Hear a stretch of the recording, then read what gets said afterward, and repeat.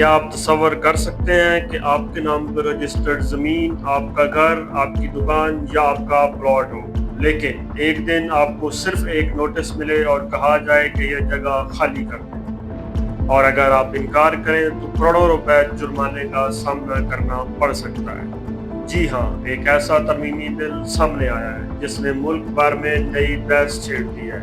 ناقدین کا دعویٰ ہے کہ اس قانون کے ذریعے ٹیلی کمیونیکیشن کمپنی کو ایسے اختیارات دیے جا رہے ہیں جو شہریوں کی حق ملکیت پر اثر انداز ہو سکتے ہیں۔ یہ بل قومی اسمبلی سے منظور ہو چکا ہے اور اب سینٹ میں زیر غور ہے، لیکن سوال یہ ہے کیا واقعی آپ کی جائیداد خطرے میں ہے؟ کیا یہ قانون آئین پاکستان سے متصادم ہے؟ اور آخر حکومت ایسا کیوں کرنا چاہتی ہے؟ آج کی اس ویڈیو میں ہم اس معاملے کی تمام اہم تفصیلات جاننے کی کوشش کریں گے۔ حال ہی میں آئی ٹی اور ٹیلی کمیونیکیشن کے شعبے سے متعلق ایک ترمیمی بل قومی اسمبلی سے منظور ہوا ہے۔ اس بل کے بارے میں سوشل میڈیا اور مختلف حلقوں میں یہ دعویٰ کیا جا رہا ہے کہ اگر کسی ٹیلی کمیونیکیشن کمپنی کو کسی مخصوص علاقے میں ٹاور، فائبر آپٹک لائن لگانے کی ضرورت محسوس ہو تو اسے اس حوالے سے خصوصی اختیارات حاصل ہو سکتے ہیں۔ اسی نکتے نے عوام میں تشویش پیدا کر دی ہے۔ قانونی ماہرین کا کہنا ہے کہ پاکستان کا آئین شہریوں کو اپنی جائیداد رکھنے اور استعمال کرنے کا بنیادی حق دیتا ہے۔ آئین کے مطابق کوئی بھی شخص اپنی ملکیت سے قانونی تحفظ حاصل کر سکتا ہے اور اس میں مداخلت کے لیے واضح قانونی طریقہ کار موجود ہے۔ یہی وجہ ہے کہ اس بل پر سب سے بڑا سوال حق ملکیت کے حوالے سے اٹھایا جا رہا ہے۔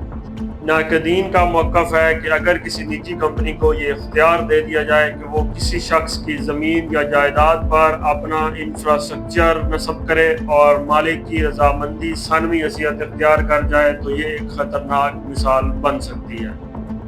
مزید یہ کہا جا رہا ہے کہ بل میں بعض جرمانوں کی شکلیں بھی شامل ہیں جن کے تحت خلاف ورزی کی صورت میں بھاری جرمانہ عائد کیا جا سکتا ہے۔ یہی وجہ ہے کہ عوامی حلقوں میں اس قانون کے بارے میں مختلف خدشات جنم لے رہے ہیں۔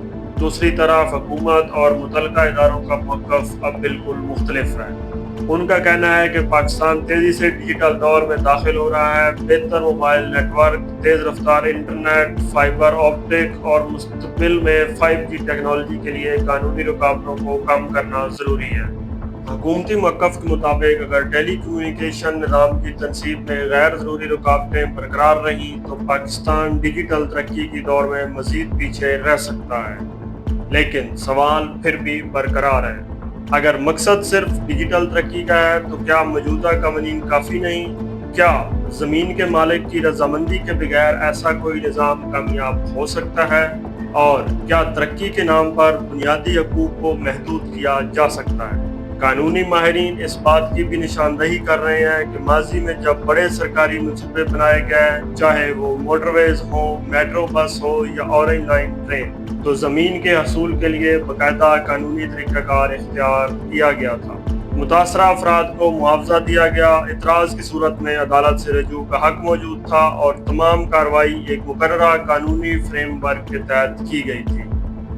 اس لیے اب سوال اٹھ رہا ہے کہ کیا اس نئے بل میں عوام کے حقوق کے تحفظ کے لیے اتنے ہی مضبوط حفاظتی اقدامات موجود ہیں یا نہیں؟ اس وقت صورتحال یہ ہے کہ بل قومی اسمبلی سے منظور ہو چکا ہے اور اب سینٹ میں زیر غور ہے۔ اگر سینٹ سے بھی منظوری مل جاتی ہے تو یہ صدر پاکستان کے پاس جائے گا اور پھر قانون بننے کی راہ ہموار ہو سکتی ہے۔